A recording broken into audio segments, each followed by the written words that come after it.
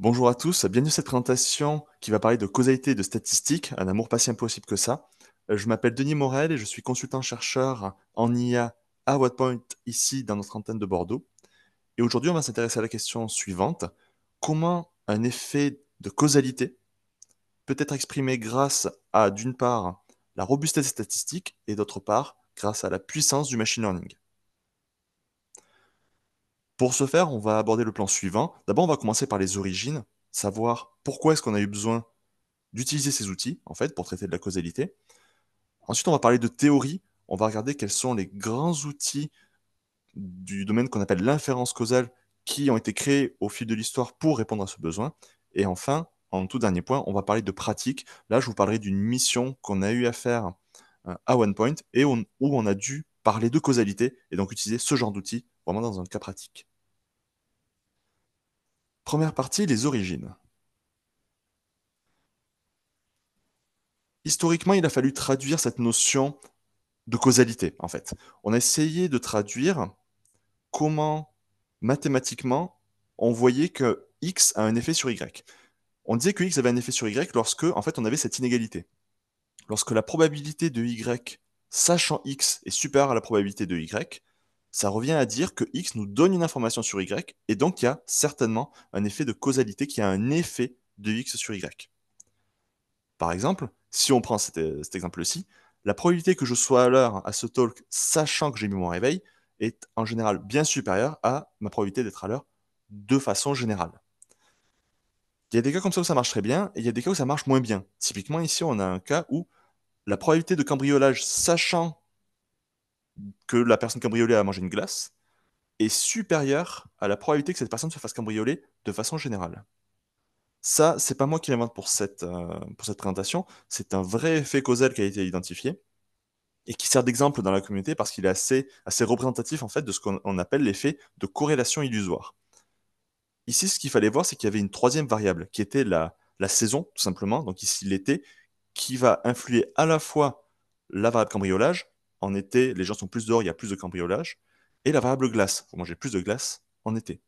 Et donc en fait, le fait de savoir que vous avez mangé des glaces induit le fait que il y a plus de chances que vous soyez en été, et donc plus de chances que vous fassiez cambrioler. Vous pouvez donc vous rassurer, c'est pas le fait que vous mangez des glaces qui va augmenter vos chances de vous faire cambrioler. Pour aller un peu plus loin que cette définition qui était donc voilà, qui avait ses limites, on va maintenant regarder du côté de la méthode scientifique. En méthode scientifique, il n'y en a pas qu'une. Ici, le but, c'est pas de débattre sur qu'est-ce que c'est l'ensemble des méthodes scientifiques possibles. Ici, on va reprendre les grandes idées, les grandes logiques derrière cette méthode. Ça suit à peu près toujours le même schéma. Le premier point, c'est j'ai une question à laquelle je veux répondre.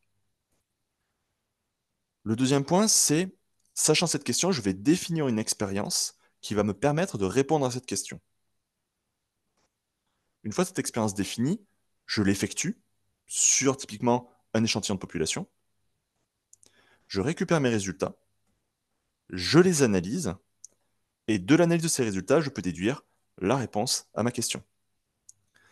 C'est quelque chose qui fonctionne assez bien et on va utiliser ça pour se rendre compte qu'il y a des cas où on a besoin de ces outils de causalité. Parce que la méthode, elle est générique, elle est extrêmement puissante, mais elle a ses limites.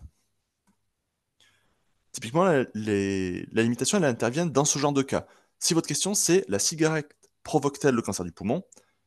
Bah, la méthode scientifique, elle est toute simple, hein. Elle va vous dire, c'est pas compliqué, vous prenez 2000 personnes, vous en faites fumer 1000 pendant 20 ans, vous faites en sorte que les autres ne fument pas pendant 20 ans, et vous comparez les résultats entre les deux. En causalité, on a toujours des questions extrêmement marrantes, et donc ici, on se trouve dans un cas où en fait l'expérience contrôlée est éthiquement discutable. Le vrai problème, il vient de nos données d'expérience. Dans la méthode scientifique de base, entre guillemets, on utilise des données qu'on appelle d'intervention, c'est-à-dire que vous allez prévoir votre expérience et vous allez intervenir sur le comportement des personnes qui font cette expérience. Ici, vous interviendriez, par exemple, en disant, telle personne, tu dois fumer pendant 20 ans. Et ça, ce qu'on aimerait faire, en fait, c'est aller outre cette limitation. C'est ne pas utiliser des données d'intervention, mais des données d'observation. Parce que des fumeurs, il y en a des dizaines de milliers au travers du globe, et ce serait dommage de ne pas capitaliser sur cette information disponible pour répondre à une question, parce qu'on sent qu'on n'a pas finalement besoin de monter une expérience. On peut intuitivement comprendre qu'il y a des choses à tirer du monde qui nous entoure. Mais se pose du coup la question, comment on fait? Alors, le cas théorique du test de traitement. Un truc qui revient souvent quand on teste un médicament, c'est la présentation que c'est l'intervention que je vais vous présenter là. Comment ça se passe? Ben, on a une population globale, une population cible, via une sélection aléatoire. Le mot aléatoire est important. On va diviser cette population en deux sous-parties, contrôle et test. La population contrôle est la population qui n'aura pas de traitement ou qui aura un placebo, et qui sera là pour dire, ok, ça c'est ma réalité terrain. Et à test, on va faire prendre le traitement. Et ce qu'il faut du coup voir à cette étape-là, c'est que les deux populations sont strictement identiques, statistiquement c'est important, sauf pour ce qui est du traitement. Et donc on va pouvoir justifier que toute différence observée entre les deux, bah, du coup elle est uniquement due au traitement. C'est la seule différence. Maintenant, comment ça se passe avec des données d'observation? Pareil, population globale, séparation en contrôle et test. Le problème, c'est que là, la sélection, elle est non aléatoire. Il y a un milliard de facteurs qui peuvent faire que vous commencez à fumer. Le stress, un contexte familial, n'importe quoi. Et donc, du coup, on ne peut pas justifier à cette étape-là que la différence, elle est uniquement due à votre traitement. Elle est due à un ensemble de facteurs du monde et de votre environnement. Et du coup, comment on fait pour faire au mieux? Un petit exemple, parce qu'en causalité, on a des questions toujours vachement marrantes. Ici, on va étudier le lien entre le cholestérol d'une personne et son nombre d'heures de vélo hebdomadaire. Là aussi, c'est un cas réel, mis sous forme PPT, mais c'est un cas réel. Si vous prenez un ensemble de personnes, vous demandez à chacune le nombre d'heures de vélo qu'elle fait par semaine et son taux de cholestérol. Vous arrivez à ça. Petit problème. Là, ce que vous dit votre graphe actuellement en l'état, ça serait plus on fait de vélo, plus on a de cholestérol. Sans être un docteur en médecine, on peut admettre que c'est pas vraiment une hypothèse envisageable. Et ce qu'on n'a pas fait, c'est ça. Ce qu'on n'a pas fait, c'est qu'on n'a pas envisagé une troisième variable, l'été de tout à l'heure, qui va influer nos résultats. Et là, ça va pas un peu l'influer. Ça va nous donner les résultats exactement inverses à ce qu'on avait au début. Ça, c'est ce qu'on appelle une variable confondante dans le domaine de la causalité. Et le problème, c'est que là, il y en a une, mais dans le monde réel, c'est un peu plus compliqué. Comment on gère ça mathématiquement? Donc là, c'est là qu'on entre dans la théorie. Si jamais vous avez un doute, criez, et j'essaierai de répondre à la question. Le but, c'est vraiment de perdre personne. Normalement, c'est pensé pour, mais le but, c'est d'aller au mieux. L'apparition salvatrice des graphes de causalité. Il y a un modèle qu'on aime bien, en maths et en stats de façon générale, c'est les graphes. Les graphes, qu'est-ce que c'est? C'est un ensemble de nœuds, ça c'est la notion de graphe, dirigés, on va mettre des flèches entre nos nœuds, et acyclique. Alors acyclique, sans rentrer trop dans le détail, l'idée c'est de dire que à un instant T, une cause et un effet ne peuvent pas s'influer mutuellement. Vous vous tapez sur la main, vous avez mal, vous ne pouvez pas avoir une espèce de rétroaction immédiate. Je passe ça un peu sous silence, tout ça pour dire que c'est une nécessité mathématique qui est en lien avec la réalité. Pourquoi c'est trop bien? Ça permet de représenter un problème de façon synthétique. Vous avez toutes vos variables, et les flèches, ce qu'elles disent, c'est là, mon âge, il a un impact sur la quantité de vélo que je fais. Quand vous êtes jeune, vous ne savez pas en faire. Quand vous êtes vieux, vous n'avez plus forcément la forme pour en faire. Pareil pour le cholestérol. Quand vous êtes jeune, vous n'en avez pas. Vous avez des éléments métaboliques qui font que quand vous êtes plus âgé, vous en avez plus. Bref, ça synthétise tous les liens entre vos variables. Ça ne les quantifie pas, c'est juste ça les représente. Le truc vachement bien aussi, c'est que ça permet de représenter immédiatement, de se rendre compte immédiatement des effets indésirables. Là, le fait qu'il y ait les deux flèches, nous, ça nous pose souci. Parce que votre X, si c'est le vélo, et votre Y, le cholestérol, là, on voit qu'on a une variable qui nous embête.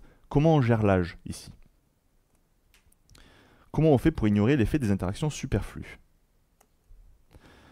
Un truc qu'on adore faire en maths, c'est que quand on a quelque chose qui nous plaît pas, donc là, ici, ça va être probabilité de cholestérol sachant vélo et probabilité donc d'effet sachant traitement, de façon générale, ben on dit qu'on ne fait pas ça et on fait ce qu'on veut. Donc en fait, ce qu'on aimerait, c'est travailler sur ce graphe. Un graphe où en fait, on a coupé toutes les flèches qui arriveraient sur le traitement. Parce que c'est ça qui nous importe, c'est d'avoir nos populations où le traitement est indépendant du reste de l'univers. Ce graphe où on supprime une flèche, si on reprend les deux probabilités de gauche, on va créer ces nouvelles probabilités. Probabilité de cholestérol sachant vélo devient probabilité de cholestérol sachant doux vélo. Vous vous placez dans un contexte théorique où vous dites, moi être tout puissant, je suis capable d'imposer, indépendamment du reste de l'univers, à chaque personne la quantité de vélo qu'elle va faire par semaine. Et en fait, si vous arrivez à faire ça, vous pouvez faire toutes les expériences du monde. À défaut de pouvoir le faire ici, on va essayer de le simuler. On va simuler un cas où les populations sont égales en tout point, sauf pour le traitement. À cette étape-là, à main levée, qui est un peu perdu avec cette histoire de opérateur doux? Ok, donc, quelques-uns. Actuellement, doux, c'est une représentation de l'esprit. C'est pas un truc mathématique qu'on peut calculer. C'est une façon d'écrire. Je vais créer un monde où les seuls effets de mon traitement, en fait, où les différences entre populations seront uniquement dues à mon traitement. Ça, c'est une définition de base. C'est pas un mécanisme qu'on va utiliser. C'est-à-dire qu'il n'y a pas pour l'instant de notation mathématique de qu'est-ce que ça fait doux. C'est pas 3 vélos plus de cholestérol. C'est juste, on veut ça. Et toutes les slides après, c'est comment on arrive à calculer ce fameux doux. En pratique, c'est bien beau de définir un truc qu'on veut, mais comment on fait quand on est limité aux seules données d'observation? On fait confiance à ce charmant monsieur, Judah Pearl, qui a eu la modestie de gagner en 2011 le prix Turing, équivalent du prix Nobel en info, et qui a écrit en 2018 un livre qui s'appelle The Book of Why, l'équivalent de la Bible, pour qui fait de la causalité, grosso modo. Et là-dedans, il a décrit entre autres une méthode pour calculer une probabilité qui contient ce fameux doux, qui pour l'instant nous embête parce qu'on ne sait pas comment faire. Il a défini 3 règles, je ne vais pas m'y étendre, il y a tout un chouette débat des mathématiques derrière, on va passer ça sous silence. Il a défini 3 règles. Comment on ignore une observation? Ben là en fait la météo Guatemala, pour mon histoire de cholestérol, je m'en fiche un peu. Comment je traite une intervention comme une observation? Ok, là en fait je t'ai donné un traitement et je me rends compte que le reste de l'univers m'autorise à considérer ça comme juste une intervention parce que ça a été influé par rien du tout. Et comment j'ignore une intervention? Si vous arrivez à fixer la météo Guatemala, déjà bravo, et en fait on s'en fiche dans notre histoire de cholestérol. L'avantage, l'énorme avantage, c'est pour ça qu'il a gagné le prix Turing, c'est qu'il a démontré que ces 3 règles, traduites mathématiquement, sont suffisantes pour dire si une probabilité est identifiable. À ce stade-là, vous serez légitime de me demander, Denis, c'est quoi identifiable? Identifiable, une probabilité est identifiable si on peut la calculer sans doux. Grosso modo, si on arrive à notre solution. Si on peut exprimer cette chose indépendante, sans avoir de doux et uniquement avec des probabilités qu'on sait calculer, parce que ça va faire des stats ça on sait faire, alors une probabilité est identifiable. Et les règles de M. Pearl nous permettent de dire, ok, vu la tête de ton graphe, je suis capable de te dire que là, ta probabilité, je peux te la calculer. En pratique, là on va toujours continuer sur notre histoire de cholestérol sachant vélo. L'objectif c'est ça. Parce qu'on est en maths et qu'on est des flemmards, cholestérol va devenir C, vélo va devenir V, spoiler, H va devenir A. Comment ça se passe lorsqu'on applique les règles de M. Pearl? On arrive à montrer cette chose. Qui a peur en voyant cette formule? Ok, ça marche. On va la détailler. Si on doit traduire ça, c'est pour obtenir l'impact du vélo sur le cholestérol, donc le truc qu'on a depuis le début, P de C sachant de V, on va additionner les impacts pour chaque catégorie d'âge, pris indépendamment, c'est ce que veut dire ce E bizarre. On va faire une somme sur l'ensemble de nos catégories d'âge. Et ces impacts, on va faire un truc sympa, on va les pondérer par la proportion de cette catégorie d'âge. S'il y a une catégorie où vous avez 2 personnes sur un échantillon de 20 millions de personnes, on est d'accord pour dire que cet impact-là doit être moins pris en compte. C'est ce que traduit cette chose. Là, il y a un truc qu'on aime beaucoup. On a réussi à traduire mathématiquement quelque chose qui nous vient intuitivement. Le coup de faire des bulles, de faire les flèches, de les additionner, j'ai vu beaucoup de têtes se hocher, c'est assez naturel, on comprend ce qu'on fait. Et M. Pearl nous permet de dire, t'inquiète, j'ai des outils mathématiques qui vont nous permettre de le calculer et de le justifier, de dire que c'est pas un truc à main levée. La bonne nouvelle, on n'a plus d'opérateur doux. Donc effectivement, là on a un truc identifiable.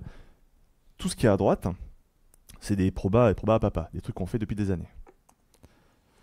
Le problème, c'est que cette chose, probabilité de cholestérol sachant vélo et âge, en l'état actuel de où on est dans cette présentation, on ne sait pas le calculer.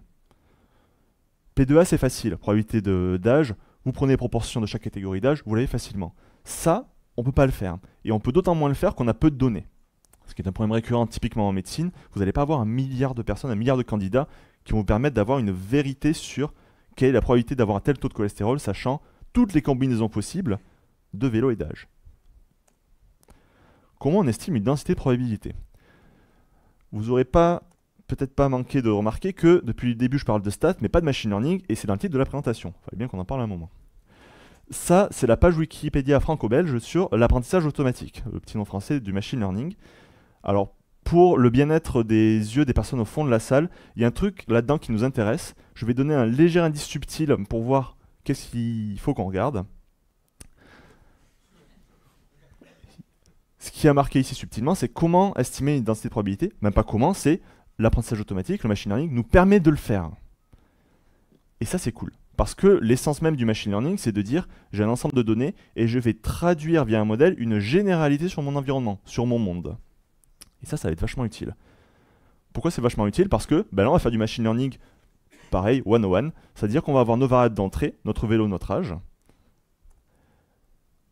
On va coller un modèle qui va prendre en compte ces données, et ce modèle va nous traduire une quantité de cholestérol.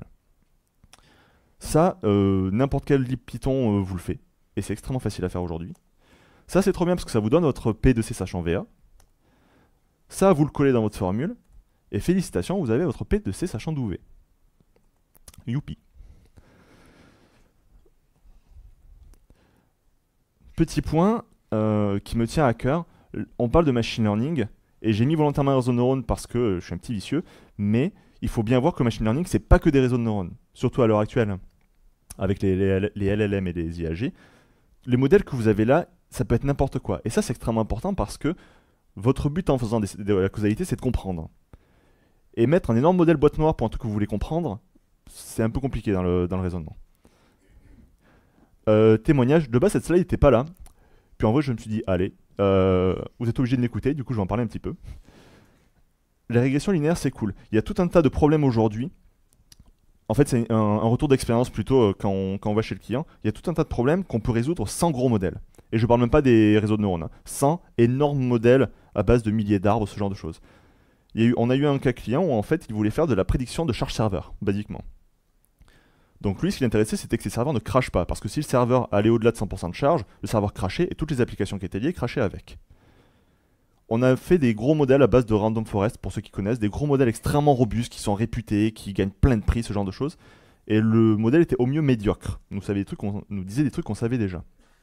Et après, en fait, discussion avec le client, le truc qui a le mieux marché, c'est qu'on a fait littéralement ça. On a pris les points, donc l'évolution de la charge serveur au fil du temps, on a tracé une belle droite au milieu de tout ça, et il a dit, c'est incroyable, c'est ça que je veux faire, quoi. Et ça marche bien, parce que la régression linéaire, je vois que Cécilia Note est dans la salle, si vous avez eu la chance de suivre sa conférence, c'est explicable, c'est interprétable. On voit que le serveur, il gagne 10% tous les 3 jours, donc je sais que à tant de jours d'échéance, mon serveur il va craquer. La régression linéaire, c'est cool. Maintenant, j'ai bien bossé, ça va être votre tour. Maintenant que vous avez la théorie, on va passer à la pratique. K1. Ce qui va se passer là, c'est que je vais vous montrer des graphes à chaque fois, et à main levée, on va essayer de deviner quelle est la probabilité liée à ce graphe. Premier graphe. Vous avez votre vélo, vous avez votre cholestérol, et dans un monde parfait, ce sont les seules variables que vous avez à votre disposition. Je vous laisse une petite seconde pour réfléchir à P de C sachant d'UV, comment on le traduit en termes de proba. Si vous avez pensé à ça, félicitations, vous aviez la bonne réponse. Vu qu'on est dans un environnement où il n'y a absolument aucun facteur confondant, en fait, notre d'UV, c'est littéralement notre V. Donc ça, on est content. Deuxième cas un peu plus vicieux. On va introduire un troisième facteur, la fatigue. Quand vous faites du vélo, vous êtes fatigué. La fatigue peut avoir une influence métabolique sur votre système. Ça peut influer le cholestérol. Ça, je vous fais pas deviner à la main. Je vous donne 3 propositions. P de C sachant V, parce qu'on a de la chance. On va sommer le cholestérol sachant le vélo et la fatigue multiplié par la probabilité, par la proportion de vélo. Ça, c'est notre première formule, celle qu'on avait avec notre âge initialement. Et la deuxième, un peu plus ésotérique, où en plus dans notre fatigue, on va prendre en compte la quantité de vélo qui va être influée par qui va être liée à notre fatigue. Alors, à main levée, qui pense que c'est la première réponse? Ok. Qui pense que c'est la deuxième réponse? Ok. Et la troisième réponse? Incroyable.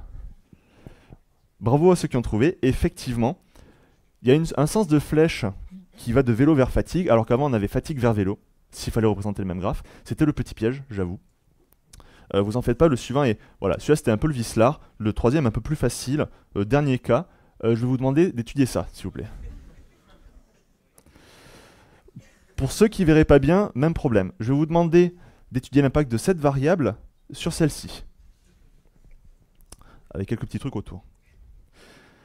Je sais ce que vous dites. Vous dites, ah là là, si seulement on avait des méthodes d'identification complètes pour l'inférence causale. Laissez-moi vous présenter Ilya Spitzer. Je me suis entraîné des heures à prononcer son nom, je suis désolé. Qui a la particularité d'être un doctorant de Judea Pearl, le monsieur de tout à l'heure, et qui a publié en 2008 un papier intitulé Méthode d'inférence complète d'identification complète pour l'inférence causale, avec entre autres l'algorithme ID. Qu'est-ce que c'est l'algorithme ID? J'ai cherché des heures, j'ai pas trouvé ce qu'était le ID. Donc j'imagine que c'est identification. Voilà. Si jamais quelqu'un le sait, je suis preneur de la réponse. Et l'algo est génial parce qu'il nous permet de passer de ça à ça. Alors, ça vous émeut peut-être pas, moi ça m'a beaucoup ému quand je l'ai vu. À droite, en fait, c'est l'ensemble des prédicteurs, les fameux P de C, sachant V et tout ce que vous voulez, que vous allez devoir étudier. Et pourquoi c'est génial? Parce qu'il vous dit, si vous êtes capable de me filer tous ces modèles, un à un, je suis capable de vous justifier que je peux vous donner le lien entre V et C, le lien causal. Et ça, c'est extrêmement fort. Pour deux raisons. La première, c'est que ça, c'est le monde réel en général. On va y revenir après sur le cas client, mais ça, malheureusement, c'est le type de problème auquel on est plus souvent confronté. La deuxième raison, c'est qu'en fait, le taf, il est fait là. Tout est automatisable parce que, outre le fait que l'algo, il tourne tout seul, l'ensemble des prédicteurs que vous avez à droite, vous pouvez très bien dire, ok, ben, pour chaque prédicteur, je prends ce que j'ai en entrée, ce que j'ai en sortie, j'entraîne mon modèle, je le mets en sortie et c'est bon. Ma probabilité d'influence de V sur C, je sais la calculer automatiquement.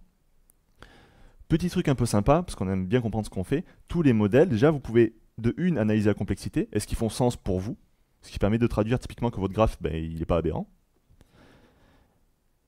Et aussi, vous pouvez mettre le modèle que vous voulez, confère le truc sur la régression linéaire. Si ça fait sens pour vous, ben, trop bien, vous allez pouvoir mettre votre expérience personnelle, votre expertise, là-dedans, dans votre modèle. Vous n'allez pas avoir un modèle avec 12 milliards de paramètres qui va faire sa vie. Et ça, on aime bien. Résumé jusque-là, merci à ceux qui ont survécu. On a découvert un problème contre-intuitif, cette histoire de vélo, d'âge et de cholestérol. On a découvert la beauté des graphes. On a découvert le do-calculus, qui est le nom du domaine sur la causalité statistique. On a appliqué le do-calculus à notre problème. On a obtenu ce qu'on cherchait via du machine learning. Et on a trouvé une méthode qui permet de traiter tous les cas possibles. Youpi. Si vous avez compris ça, vous avez tout compris. Ce qui nous permet de passer à la pratique, la vraie. Donc là, le cas client auquel on était confronté. La problématique était la suivante. Donc, pour des soucis de NDA, je ne pourrais pas vous donner les chiffres, les noms, ce genre de choses, mais on peut quand même parler de méthode. C'est un client qui est venu nous voir en disant, ok, j'ai des clients, ça arrive, et j'ai un parcours client qui va lier l'entrée du client chez moi jusqu'à ses achats. Ce que je veux faire, c'est quantifier l'impact de chaque étape de mon parcours client sur ce qu'il va acheter. Est-ce qu'il y a un endroit où ils ne sont pas contents? Et combien ça peut me rapporter d'améliorer telle ou telle partie? Les données, on avait des clients, on a récupéré leurs commandes, leurs commentaires et des informations générales. Les commentaires ici, c'est les commentaires que vous voyez sur Google ou ce que vous voyez sur les plateformes. Ça, c'est sympa parce que ça nous permet d'avoir une information sur, ok, ben, tel client, il a été confronté à une compétence vendeur, ou c'était bien ou mal, par exemple. Processus standard en data analyse, on a préprocessé tout ça pour récupérer notre information propre.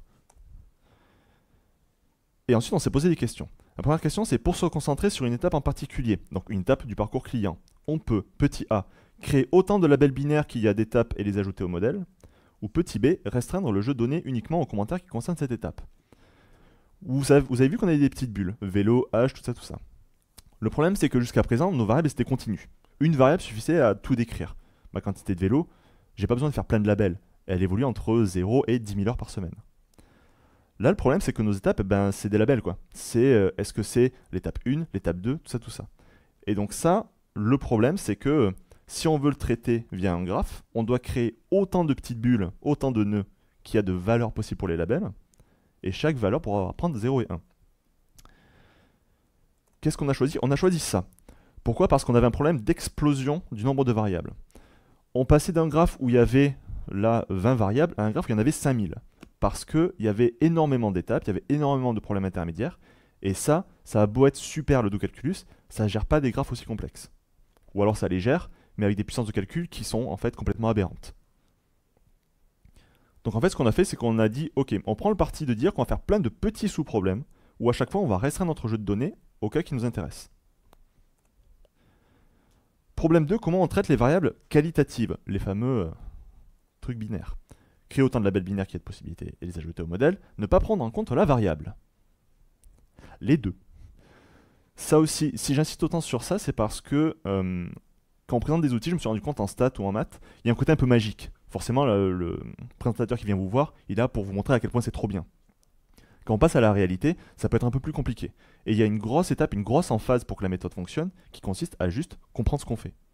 Voir le client, lui dire « Ok, c'est quoi tes variables? Est-ce que le Guatemala c'est important? Enfin, la météo au Guatemala c'est important? Si oui, pourquoi? Ce genre de choses. » Même réponse que tout à l'heure, on a créé certains labels binaires. Là, on a pu en créer parce que, en fait, il fallait le faire judicieusement. Si vous avez 1 million de labels, ce que vous pouvez faire, c'est du clustering. Dire, je ne vais pas étudier les labels séparément, mais j'ai étudié des grosses catégories. Est-ce que à Carrefour, je suis dans tel ou tel rayon, plutôt que est-ce que j'ai acheté tel ou tel produit? Ce genre de choses. Là, la slide est juste pour dire, même si avec la causalité, vous comprenez ce que vous faites en finalité mathématiquement, vous ne vous départirez pas de comprendre ce que vous faites en amont, avant d'utiliser l'inférence causale. Comment on construit le graphe de causalité? On ne s'est pas posé la question jusque-là. Petit a par itération successive directement avec le client, ou petit b via les outils de causal structure learning. Le truc à droite, c'est un apprentissage automatique. On aime bien en général, ça nous enlève du travail. Et l'idée, c'est de dire, ok, je vais avoir plein de données. Et en fait, je vais apprendre quel est le graphe qui fait le plus sens avec mes données. C'est super sexy, mais en fait, on ne l'a pas fait. Pourquoi? Parce qu'en tout début de mission, il y avait un problème de boîte noire, de confiance du client. Pour ceux qui ont assisté à la conférence de Cécile, elle en a parlé. Le problème de Blackbox, c'est que vous aurez beau avoir le modèle le plus efficace du monde, bah, si vous ne lui faites pas confiance, ça ne servira à rien. Et ici, c'était le problème avec le client. Il voulait comprendre les résultats. Parce que si vous dites à votre client, là, il y a 14 millions d'euros à gagner ici, mais que vous ne dites pas pourquoi, ça va être compliqué à justifier. Donc en fait, ça s'est fait de façon itérative. Pourquoi c'est intéressant? Parce que nous, ça nous a permis de mieux comprendre le problème du client, et le client, ça a enraciné l'idée que le modèle était intéressant, et était justifié dans ses connaissances à lui. Néanmoins, ça c'est vraiment quand même trop bien. Si jamais vous pouvez le faire et vous vous y intéressez, il y a plein de choses super qui sont faites avec ça. Typiquement des cas où en fait vous n'avez pas l'expertise métier et où le graphe est une finalité en soi. Vous voulez comprendre comment sont agencées vos variables, votre structure. Faites ça, il y a quand même des trucs à faire. En finalité, qu'est-ce qu'on a fait? On avait nos clients. Les clients, ils nous ont filé plein de variables. Les variables, on les a reliées entre elles. Ça fait plein de trucs. Et on a pu avoir les impacts de quoi sur quoi. Retour d'expérience aussi, et s'il n'y a qu'un truc à retenir de cette conférence, ce sera ça. Il y a George Box, qui est un économiste américain, qui a dit « Tous les modèles sont faux, certains sont utiles ». C'est à prendre au pied de la lettre. Tous les modèles que vous verrez en machine learning, en sciences, n'importe quoi, ils sont tous faux. Parce que c'est forcément une modélisation, une simplification de la réalité. Par contre, certains sont utiles. Et il faut juste garder l'esprit critique de se dire dans quelle mesure. Lorsque vous parlez de ChatGPT qui vous donne des informations, c'est pas jeter avec il ne faut pas jeter le bébé avec l'eau du bain. Il y a une partie des choses qui sont bonnes à prendre, mais il faut garder en tête que c'est faux, que ça ne traduira pas votre vérité générale. Et à l'heure de l'explosion de l'IAGN, avoir ce côté préservation de l'esprit critique, pour moi c'est important. Petit bonus, les outils, parce que dire comment on en fait c'est bien, dire comment on en fait en pratique c'est mieux. Pour ceux qui font un peu de Python, il y a une librairie extrêmement bien faite qui s'appelle Douai qui existe. Quand je dis extrêmement bien faite, c'est que les analyses que je vous ai montrées, ça prend littéralement 4 lignes de code. Il y a un process assez standard en inférence causale, où vous allez dire, là je prends mes données, là j'infère ma possibilité, là je la quantifie, ce genre de choses. Si vous y intéressez un petit peu, sans comprendre toute la théorie derrière le calcul de Judea-Pearl, il y a des trucs extrêmement simples qui se font. C'est d'autant mieux qu'en fait, là je vous ai présenté vraiment c'est l'arbre qui cache la forêt, quoi. C'est une toute petite partie de ce que peut faire l'inférence causale. Ce qu'on a vu aujourd'hui, c'est ça. C'est l'estimation des faits. c'est être capable de dire, bah là, mon effet, il a telle quantification. Mais ça fait un milliard d'autres trucs. Ça répond à des questions assez marrantes. Typiquement, en inférence causale, vous pouvez dire, ok, là, j'ai identifié un effet. Je peux te dire si oui ou non c'est dû à un effet placebo. Je peux dire, ok, tu m'as donné telle variable, je peux dire que telle ou telle variable n'est pas utile. C'est pour moi actuellement, et c'est purement subjectif, c'est actuellement le meilleur outil qui permet de lier l'esprit critique, la logique, à des statistiques et à du machine learning. Et qui a en plus cette particularité de pouvoir utiliser tout ce qui existe à sa disposition. Lorsqu'on avait les milliards de prédicteurs à quantifier, il n'y a pas de limitation à ce que vous pouvez utiliser. Et donc vous pouvez vous choisir à quel moment vous injectez votre connaissance experte et vos outils préférés. Douai, c'est d'autant mieux qu'en fait c'est intégré à un écosystème open source de librairies et d'outils Python qui permettent de faire entre autres de l'économétrie. Tout un tas de choses où en fait il y a des gens très intelligents qui étudient comment faire de la causalité pour comprendre le monde d'aujourd'hui. Je ne vais pas m'étendre sur le projet. Le projet s'appelle PyWay. Je vous conseille d'aller voir si jamais ça vous intéresse. En synthèse, donc, en plus de la citation de George Box, les 3 trucs à retenir de cette conférence, s'il y a que ça à retenir, c'est les origines. L'inférence causale est apparue comme une solution aux limitations de la méthode scientifique, où on est passé de données d'intervention à des données d'observation. Ensuite, on a étudié la théorie, où on a vu comment tirer en fait parti et de l'explicabilité, de la compréhensibilité des stats alliés à la puissance du machine learning. Et après, on a vu des cas pratiques où l'outil est trop bien, et il fait des trucs merveilleux, mais on ne peut pas se départir d'une utilisation intelligente de tout ça, de comment on en fait efficacement dans un cas de la vraie vie, et en étant sûr que tout le monde est d'accord avec son utilisation. Merci beaucoup, en espérant que ça vous a plu, et on a un temps de questions si vous voulez.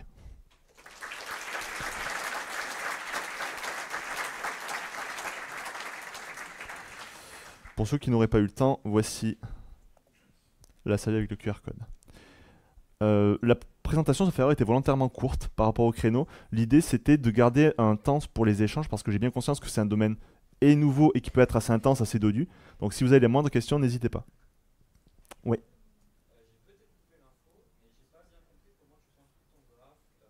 Ouais. Ouais. Est-ce qu'au fond vous avez entendu la question? Oh, ok. Ouais. La question c'est comment on construit le graphe? C'est une bonne question parce que c'est fondamental lorsqu'on résout le problème. Il y a 2 possibilités. Soit tu le construis à la main, en disant moi je suis expert métier et c'est ce qui arrive avec le client. Moi je sais comment mes clients y réagissent et je sais comment est agencé tout mon problème. En général c'est la meilleure façon parce que tu es sûr de toi et c'est une réalité métier. Soit tu fais la deuxième solution que j'ai un peu abordée, ce qu'on appelle du causal graph inferring, où en fait tu vas prendre des données et tu vas demander à tout un tas de méthodes, générez-moi les graphes qui sont les plus pertinents avec mes données, qui font le plus sens. Mais avec cette limitation que, ok, c'est automatique, mais par contre, tu n'es pas sûr à 100% que ça représente ta vraie réalité vraie. C'est juste que c'est un graphe probable.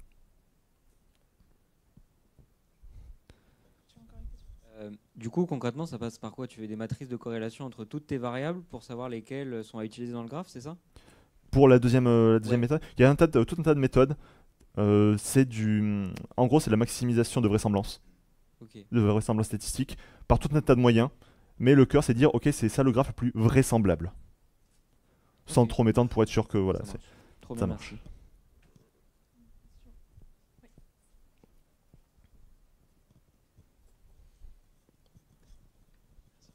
Merci pour la présentation. Une question sur la dernière partie, l'application concrète. Je ne me représente pas. Qu'est-ce que c'est en termes d'équipe, de temps? Combien ça prend de faire ça en vrai, ce que tu disais à la fin? Alors du coup, on était un, grosso modo. Ce qui a pris le plus de temps, c'est tout l'amont. En data, à l'époque, quand j'étais en école, on me disait c'est à peu près 80-20. En pré-processing, récupération de données et traitement, d'expérience, on est plus à du 98-2 aujourd'hui. Où en fait, le vrai problème, ça n'a pas tant été un problème de volumétrie et d'effort qu'un problème de compréhension. Vous voulez répondre à quel type de questions? Comment ces questions, on les traduit en des questions qui, elles, seront compréhensibles par un modèle. Le modèle, on a fait beaucoup de passes, on a dit ah ben telle variable, est-ce que ça vaut le coup de la garder? Si oui, pourquoi? Est-ce que là ça vaut le coup de garder cette flèche? On a eu des cas assez intéressants où avec certains graphes, on avait des probabilités non identifiables. Parce que c'est magique, mais il y a des cas, en fait la beauté de l'inférence causale, c'est qu'elle peut aussi vous dire cherche pas là, tu pourras pas comprendre. Parce que ton système il est tellement complexe qu'en fait, ça ne peut pas marcher. Donc, en termes d'effort humain, c'est assez peu. Pareil, en termes de développement Python, ça m'a pris un jour de tout faire propre. C'est juste vraiment ce côté compréhension. Il faut être sûr que tout le monde autour de la table ait tout compris. Est-ce que ça répond à ta question? Super. Est-ce qu'il y a d'autres questions? Ouais.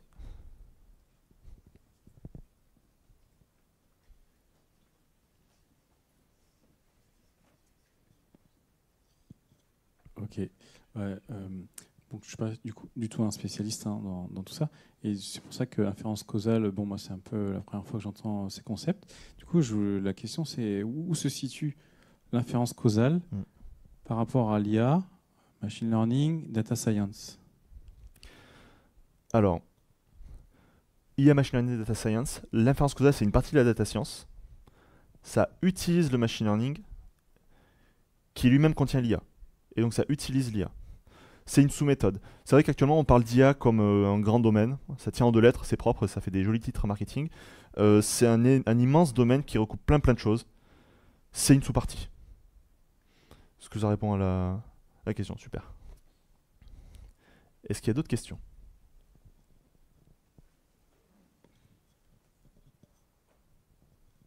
Merci. Moi, j'avais peut-être une question. Tu avais dit que c'était un peu bloquant pour tout ce qui est boucle de réaction, Oui. d'action. Est-ce qu'il y a des moyens de gérer ça ou est-ce que c'est juste ce que tu disais en mode t'en fais pas, cherche pas dedans, ça va pas marcher? Il y a des moyens détournés de hacker le graphe pour prendre en compte ça. En fait, si jamais tu as vraiment un effet de rétroaction que tu veux absolument mettre, parce que c'est ton problème, tu dédoubles tes variables et tu as une notion de temporalité dans ton graphe. En fait, tu vas avoir une variable à l'instant t plus 1. Tu dédoubles les deux et en fait, tu peux faire des choses croisées où tu te débrouilles pour pas avoir de cycle. C'est possible. Je te dirais pas si c'est recommandé ou pas, j'ai jamais eu le cas. Ça se teste. Mais en fait, je suis pas exactement sûr que tu aies les choses que tu veux parce que le graphe ne traduit pas une temporalité par définition. C'est juste tu peux le faire. Il faut expérimenter. Merci.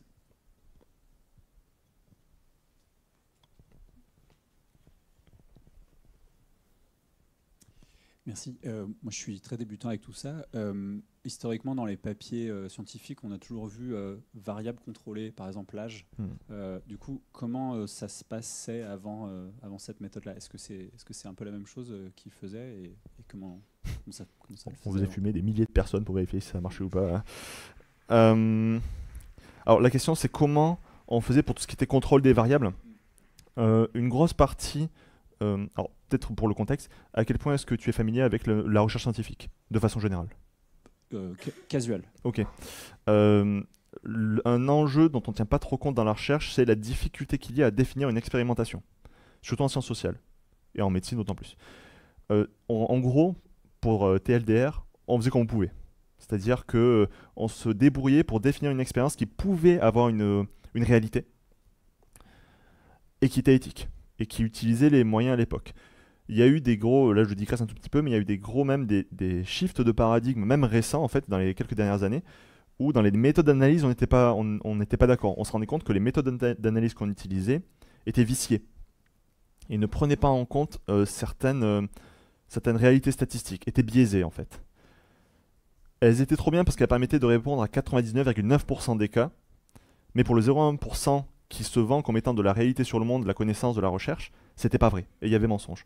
Donc en fait, on a fait évoluer les outils avec les besoins, et ça typiquement, c'est apparu parce qu'il y a eu ce problème de compréhension, cette volonté de faire mieux. C'est pas parfait non plus, attention, parce que on parle de causalité, de statistiques, de vérité vraie, tout ça trop bien, mais entre-temps, on apprend des modèles de machine learning, qui eux ont leurs biais et leurs limitations. Ça a beau être parfait, si tu as 3 pèlerins dans ton expérience, tu pourras avoir des résultats, mais ça sera pas parfait. Donc c'est un outil qui lui-même tend à évoluer, mais qui est là pour contrebalancer des faiblesses identifiées jusqu'à présent. C'est potentiellement apparu après la crise. Je sais qu'il y a une crise de réplication par exemple, dans toute la médecine dans les années 2010, etc. Enfin, ça arrivait à peu près. C'est lié comme un peu une réponse à ce truc-là. Je pense pas que ce soit une réponse explicite à ça. Par contre, l'avantage, c'est que ça aide. Parce que là, les méthodes sont moins coûteuses et ont moins des problèmes de données, ce genre de choses. Les deux coexistent et se sont nourris l'un l'autre. L'un n'est pas apparu en réponse à l'autre, mais ça fait du bien d'avoir des envies de répliquer et l'inférence causale pour être sûr que tout se passe bien. Est-ce qu'il y a une autre question?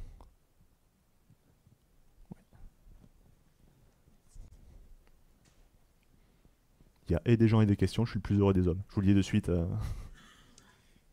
Est-ce que tout ce que tu nous as présenté permet de résoudre les problèmes quand on a un effet qui a des impacts sur la cause? Oups. Si ta conséquence a un impact sur la cause, donc si ton graphe est cyclique, tu peux faire tout ce que tu nous as présenté? Alors, non, pour la réponse courte. Parce que le graphe doit être acyclique. Maintenant, ça reprend un peu la question de monsieur, qui était, on peut traduire cette chose quand même, avec cette histoire de, en fait, tu vas dédoubler tes variables et coder dans ton graphe cette notion de temporalité. Tu peux le faire. Maintenant, en toute humilité, j'ai jamais eu à le faire, donc sur le papier, ça le fait. Mais l'intérêt de la troisième partie, c'était aussi de montrer qu'entre le papier et la réalité, il y a parfois un monde. C'est à tester, c'est potentiellement faisable, mais à voir si ça marche en pratique.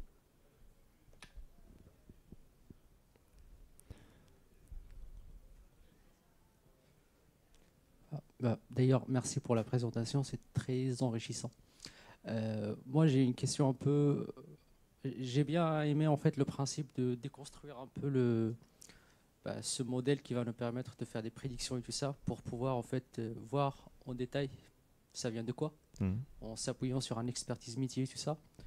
Mais en fait, ma question c'est dans le sens, dans le cas où j'ai un expertise métier un peu très bien poussé, est-ce que je peux tout de même me livrer à un modèle un peu en boîte noire, mais je m'appuie sur cette expertise-là pour contrôler les résultats, pour un peu exploiter le potentiel tout de même du modèle en boîte noire.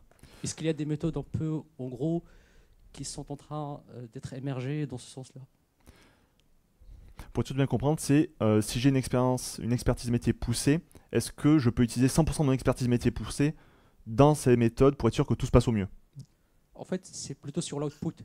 C'est-à-dire que je vais utiliser un modèle en boîte noire, mais c'est l'output que je vais contrôler à la base de cette expertise métier. Voilà, en gros.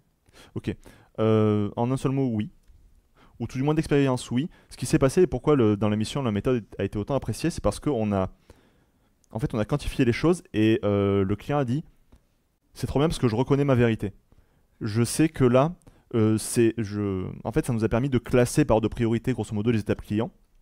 De dire, ben là, en fait, si tu gagnes un point de satisfaction dans tel point, tu vas gagner tant d'euros. Il y a eu un double effet. Le classement correspondait bien à l'expertise métier de l'expert. Donc ça, c'était une première validation. Et le deuxième apport pour lui, c'était la quantification. Être capable de dire, ok, je savais que ça me rapportait plus que ça, mais j'avais pas une quantification, j'avais pas un nombre, j'avais même pas d'ordre de grandeur. Là, je sais que ça me rapporte 3 fois plus que ça. Donc il y a un contrôle possible par l'expert. Si la question c'est est-ce qu'il y a une méthode automatique de vérification de l'output, en fait le débat est intéressant parce que est-ce qu'il y a une nécessité? Parce que tu crées ce modèle pour avoir une sortie, et si tu as une méthode qui te permet de vérifier si la sortie est bonne ou pas, est-ce que le modèle de vérification il suffit pas à lui-même finalement? Est-ce que tout n'est pas compris dans ton modèle de vérification? Donc je pense pas qu'il y ait un modèle automatique, c'est vraiment l'expert qui est là pour dire je suis d'accord ou pas. Est-ce que ça répond à la question? Super. Ok, ça marche. Bonjour, alors merci, c'était vraiment super. Je rebondis sur la question de monsieur là. Est-ce que ça entraîne pas le fait de ne pas laisser faire la machine, justement, une auto-validation, un peu un biais de confirmation, si quelque part on cherche à prouver un résultat qu'on connaît déjà, quoi. Comment est-ce qu'on lutte justement contre le biais de confirmation quand on crée son graphe soi-même et quand on laisse pas faire les modèles qui déterminent en fait eux-mêmes si le graphe est cohérent, utile, quoi. C'est extrêmement intéressant. Le machine learning et même l'inférence causale, c'est un outil mathématique. Il n'a pas raison ou tort. Il n'a pas de biais lui-même. Lui, il fait ce qu'on lui demande. S'il y a un biais, il viendra de l'humain. Il viendra du graphe. Il viendra de l'acceptation des résultats. Parce que là, il a en fait fourni des résultats qui étaient en accord avec le métier. Mais si les résultats avaient été complètement discordants, on aurait eu deux possibilités. Soit, une étape avait été mal faite, le graphe typiquement. Soit il y avait des œillères du côté du client, qui du coup dit non, je suis pas d'accord, j'ai pas envie de voir ces résultats. C'est un outil d'analyse. Ce qui pour moi est biaisé, ça va être l'analyse que tu fais des résultats. Donc en fait, je botte un peu en touche en disant que le problème, il viendra pas de la méthode, il viendra de l'humain qui va l'utiliser ou qui va le réceptionner. Est-ce que ça répond quand même à la question? Super. Merci beaucoup, vous avez été un public incroyable, comme me disent les stand-uppers.